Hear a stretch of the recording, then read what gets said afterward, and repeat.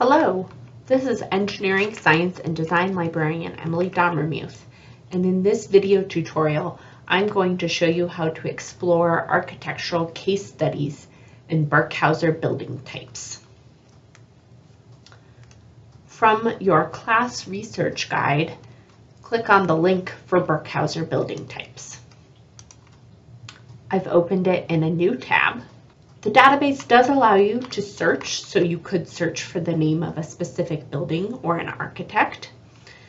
But today we're going to focus on browsing. You can browse many different ways, including by building type, morphological type, urban context, etc. And if you scroll down, you can start to see some of the examples of types of buildings. Building type is broken down mostly by function: educational buildings, hospital, housing, industrial buildings, libraries, etc. Morphological is more based on the form of the building. Let's start by looking at libraries. I'll click on it, and over here towards the right side of the screen will be a list of different library buildings that I can click on to start to explore. As you can see here, they're from all over the world. But towards the left, you have more options to filter this list. So for example, if you're interested in library buildings in a specific country, you can filter by location. And we'll find here a library located in Mexico. You could also filter by the morphological type that we saw earlier.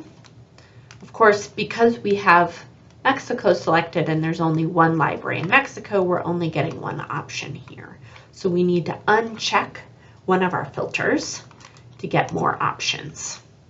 I'm going to click this X next to Mexico to look at all the libraries again.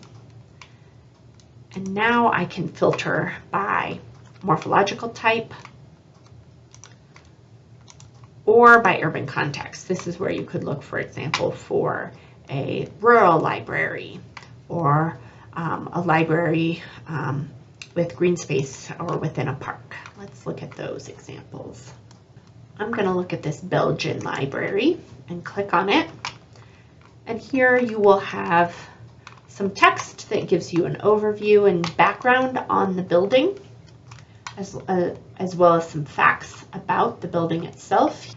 And if you scroll down, you'll see some images, as well as some plans and site details for the building. Sometimes the plans include a scale, sometimes they don't, unfortunately.